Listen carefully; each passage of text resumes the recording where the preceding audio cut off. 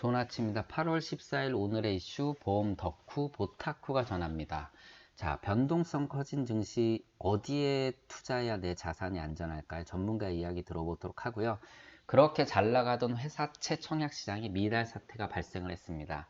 채권에 대한 이야기도 오늘 같이 드리도록 하고요. 어제 잠깐 말씀드렸죠. 금리 연계형 DLS 손실 구간 진입했다 이런 말씀을 드렸는데 불안전 판매 조사가 들어간다라고 합니다. 그리고 심리적 마지노선인 원화값이 1,200원이 붕괴됐습니다. 자, 환율은 늘 제일 중요하다고 말씀드렸는데 어떻게 예측하고 있는지 한번 살펴보도록 하고요. 그리고 펀드 투자자 5가지 유형을 판단할 수 있는 좋은 기사가 있어서 같이 보도록 하겠습니다. 자, 변동성이 커진 증시, 다 아시다시피 미중 무역 분쟁이 환율 전쟁으로 이어졌고요. 여기에다가 대한민국 같은 경우는 지금 내수도 안 좋은 상황에서 일본의 무역 보복까지 이어지면서 엄청나게 시장이 좋지 않습니다. 여기에다가 그 변동성이 커지다 보니까 당연히 투자자 심리가 좋지 않죠. 그러니까 안전자산으로 지금 돈이 쏠리고 있는데 어디에 투자하는 게 좋은가? 라는 이제 그 기사 내용인데 여기서 이제 지금 펀드 수익률을 보니까 북미 주식을 제외하고는 주식형 펀드는 다 좋지 않고요. 그나마 채권형 펀드가 수익을 내고 있다라는 그래프를 간단하게 볼 수 있습니다. 일단 다 아시다시피 지속적으로 말씀드렸죠. 금, 달러, 그리고 채권, 투자 이 세 가지가 당연히 강세를 띠고 있고 ETF, 그러니까 손쉽게 주식처럼 거래할 수 있다 보니까 ETF 상품을 통한 금, 달러, 채권을 권유하고 있고요. 그리고 ELS는 아시다시피 이제 일정 구간, 이 구간 안에 3년 동안 들어가지 않으면 예를 들어서 가입 시점에 40%에서 60% 아래 떨어지지 않으면 연 몇 프로의 수익을 제공해 주겠다라는 ELS가 지금 기초자산에 대한 가격이 매우 떨어져 있다 보니까 지금이 투자 적기다라고 전문가가 얘기를 하고 있습니다. 당연한 거죠. 안전자산으로 돈이 몰리니까 돈이 몰리는 쪽으로 가격이 상승하는 건 너무나 당연한 거고요. 그리고 세계 각국 우리나라를 비롯해서 금리 인하에 대한 이제 그 시장의 이제 그 확대를 지금 정부나 국가가 이제 지속적으로 밀어붙이다 보니까 금리 인하에 대한 기대까지 겹치면서 채권 시장도 좋을 수밖에 없는 거죠. 그리고 당연히 그 시장이 이제 불안하다 보니까 안전자산으로 대표되는 달러도 좋은 성과를 지금 내고 있는 상황입니다. 그래서 전문가는 ETF를 통한 당분간은 금, 달러, 채권 시장의 투자는 좋을 것 같고 ELS 투자도 지금은 들어가기 좋다라고 얘기를 하고 있습니다. 특히 기초자산 중에 가장 대표적인 홍콩 H 지수인데 15% 넘게 떨어졌고요. 그리고 유로스톡스 50 지수도 굉장히 떨어져 있기 때문에 이쪽에 투자하는 것이 좀 좋은 방향이다라고 얘기를 하고 있습니다. 그리고 지금 다 증시 뒷걸음치는데 그나마 배당주나 배당주 펀드들이 좋은 성과를 내고 있다라는 기사 내용이고요. 그리고 회사채, 말씀드렸죠. 제가 지난주인가요? 회사채 시장이 엄청나게 폭발적으로 청약시장이 좋다라고 해서 그거에 대한 우려를 몇 가지 말씀을 드렸었죠. 수요가 엄청나게 몰리다 보니까 일단 조달 금리가 낮아지니까 더 많은 금액을 확대하면서부터 나중에 이것들이 문제를 만들어낼 수 있다라고 했는데 그리고 어제 이제 외국인의 이제 투자 성향에 대해서도 말씀을 드렸었죠. 이제 회수 쪽으로 들어가고 있다라고 하면서 채권 시장에 대한 이제 움직임에 대해서나 조금 포트폴리오 조정이 필요하다고 말씀드렸는데 회사채 시장에서도 일단 청약 미달 사태가 발생을 했다라고 합니다. 일단 요번에 발생된 청약 미달은요. 지금 한진이랑 대한항공인데 BBB 플러스인데 상반기만 해도 엄청나게 그 목표 이상 금액을 달성을 했는데 여기서 이제 미달 사태가 발생을 했다는 거죠. 그만큼 조금씩 시장이 움직이고 있다는 모습을 좀 보여주고 있고요. 그리고 국고채 펀드 날아다니고 있죠. 그만큼 수익이 엄청나게 좋습니다. 앞서 그래프에서 보신 것처럼 주시장이 좋지 않은 반면에 채권 시장이 엄청나게 좋고 이 채권 ETF 같은 것 중에 키움 상품은요. 1개월 수익이 4.52고요. 연초 수익이 12.26입니다. 어마어마하죠. 1개월 4.52면요. 막말로 연한산 수익률로 따지면 거의 50%잖아요.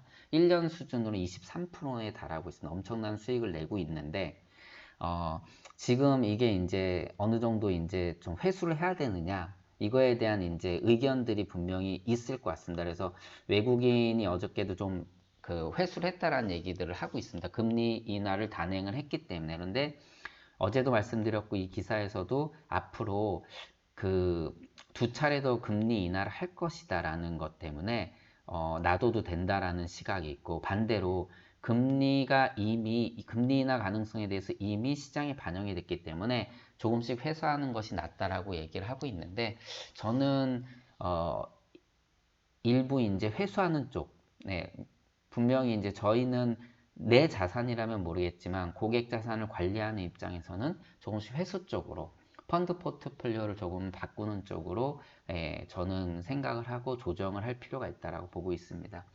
그리고 특히 해외 금리에 연계된 파생경향상, 어제 이제 독일 쪽에 말씀을 드렸는데 이 상품이 엄청나게 손실 구간에 진입할 수도 있다는 것 때문에 불안전 판매가 됐었을 수도 있다라고 해서 조사가 들어간다고 합니다. 그래서 한번 기사를 갖고 와봤고요. 그리고 이제 5천만 원이면 전문 투자자가 될 수 있다라고 합니다.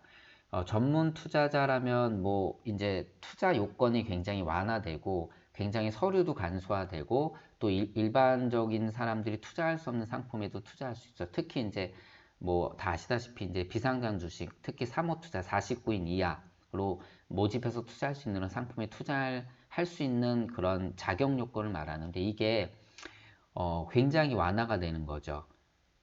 직전 연도 소득액이 1억 원 또는 총자산 10억 원 이상인데 직전 연도 소득이 1억 원 또는 순자산 5억으로 바뀌는데, 뭐 그리고 금융투자계좌 1년 이상 유지해야 된다라는 것도 5년 중에 1년 이상 유지해야 된다, 이런 조건들이 개선되는데, 가장 핵심인 거는 금융투자 상품 잔액 5억 원 이상에서 월말 평균 잔액 5천만 원 이상 보유 경험으로 바뀝니다. 이게 핵심적인 내용이 되는 거죠. 그러다 보니까 결국은 지난해 말 1950명에서 약 38만 명 쪽으로 엄청나게 확대될 것으로 보인다는 겁니다. 이것이 이제 이제 어떻게 보면 좀 위험한 투자 시장, 고위험 투자 시장 또는 그 비상장 시장 투자 쪽에 그 어떤 활성화를 이끌 것으로 내다보고 있습니다. 그리고 마지막으로 복권 같은 주식 찾고 자기 과신하는 당신 고수익 내기 힘들어요 했는데, 자, 여기 먼저 네 가지 심리 편향이 있습니다. 복권 같은 주식을 선호하는 편향, 처분 효과. 이 처분 효과는 뭐 아시다시피 이익이 난 상태에서는 서둘러 매도하려고 하고 손실이 보고 있다면 매도를 미루는 성향을 말하고요. 그리고 좁은 평가틀, 자신의 전체 포트폴리오를 고려하지 않고 개별 매매에만 집중한다라는 거고요. 그리고 자기 과신, 자신에 대한 과신이 과도해 거래가 잦지만 수익률이 낮은, 이러한 이제 네 가지 심리 편향이 어떻게 작용하느냐에 따라서 5가지 투자 유형으로 나뉩니다. 여기서 이제 투자 유형은 도박사 투자 유형이 있고 똑똑한 투자자가 있고 자기 과신 투자자가 있고 숲이 아니라 나무만 보는 투자자, 그리고 성숙한 투자자로 나뉘는데, 일단 똑똑한 투자자는요, 복권 같은 성향, 처분 효과, 좁은 평가들 다 낮고요. 자기 과신만 조금 하는, 이거는 일반적인, 그러니까 자기 과신에 대해서는 중립을 요하는 이런 사람들이 투자 수익률은 좋습니다. 유일하게. 그런데 도박상 같은 경우는 복권 같은 주식 선호하고 처분 효과도 높고 좁은 평가틀을 갖고 있지만 자기 과신에 대해서는 그리 하지 않는 사람은 투자 수익률이 낮고요. 자기 과신 투자자 같은 경우는 복권 같은 투자를 선호하고 자기 과신이 굉장히 높다 보니까, 당연히 자기 과신이 높다 보니까 복권 같은 주식을 선호하겠죠. 이런 사람들도 투자 수익이 낮고요. 그리고 숲이 아니라 나무만 보는 투자자는 복권 같은 투자를 선호하지도 않고 자기 과신도 높지 않은데 처분 효과랑 좁은 평가틀을 갖고 있는 경우도 투자 수익률이 좋지 않습니다. 그리고 성숙한 투자자는 이러한 성향들이 낮죠. 굉장히 보수적인 투자자겠죠. 어떻게 보면 여기는 성숙한 투자라고 얘기를 했는데 이런 사람들은 투자 수익률이 그냥 그만 하다라는 얘기입니다. 이 사람들의 특징을 보면 도박사들은 나이가 젊고 투자 경험이 부족하고 소득이 작다. 보통 이제 뭐 우리 주식시장에서 이런 얘기를 하죠. 우리는 100만 원 갖고 1000만 원을 벌러 들어가는데 뭐 일반 이제 뭐 성공하는 투자자들은 뭐 100억을 들고 와서 5% 먹으려고 한다. 이런 얘기들 하고요. 똑똑한 투자자들은 투자 경험이 말 그대로 많다라고 표현을 하네요. 특징이. 그리고 뭐 물론 투자 경험이 많다고 해서 모두 똑똑한 투자자가 될 수 없겠죠. 그리고 자기 과신 투자자 같은 경우는 남성들에 많이 보여지고 있고 투자 경험이 부족하다라고 얘기를 하고 있죠. 그리고 숲이 아니라 나무만 보는 투자자는 나이들이 젊고 소득이 적다. 성숙한 투자자는 나이가 많고 투자 경험이 많다. 예, 여기에서도 투자 경험이 많다라고 나오는데 나이가 많다 보니까 안정적인 투자 경향을 잡고 있는 거죠. 뭐 재밌는 기사인데 한번 읽어보시고 고객들의 자산을 포트폴리오 하거나 관리할 때 이러한 것들을 좀 대입할 필요가 있죠. 왜냐하면 투자에서 가장 중요한 건 어떻게 보면 이제 심리죠. 투자에 대한 심리, 소비에 대한 심리, 뭐 그리고 이제 우리가 그 이러한 심리적인 것들을 잘 관리하는 것이 가장 우선적인데 사실 이것을 바꾸는 것은 사실 뭐 어려운데 그래도 알고 대처해 나간다면 좋은 재무 설계로 시작해서 자산 관리로 이어질 수 있을 것으로 보입니다. 그리고 펀드는요, 그냥 헤드라인만 잠깐 보도록 하겠습니다. 한국 투자 베트남 그로스에 대한 펀드 이제 이야기고요. 올해 수익을 많이 냈는데 베트남 대표주에 투자하는 그런 펀드고요. 그리고 브라질 펀드 지금 1등 달리고 있습니다. 그래서 향후 브라질 펀드의 전망에 대해서 이야기 나누고 있고요. 슈퍼헤지 펀드가 급락장에서 15% 올렸는데 롱숏 전략으로 투자를 했다는 내용이고 최근에 하이힐드 펀드 중에 글로벌 하이 펀드 중에 수익률 9% 받으면 좀 주목받는 펀드에 대해서 얘기를 하고 있고요. 그리고 차곡차곡 쌓이는 수익, 인권 펀드는 지난번에도 계속 몇 번 말씀드렸죠. 지금 시장에서는 굉장히 좋은 투자처로 자리하고 있습니다. 예, 브라질이 지금 1등을 좀 달리고 있죠. 여기 보시게 되면은. 자, 오늘 기사는 여기까지 보도록 하고요. 오늘도 어제보다 행복한 하루 되시기 바랍니다. 보타쿠였습니다. 고맙습니다.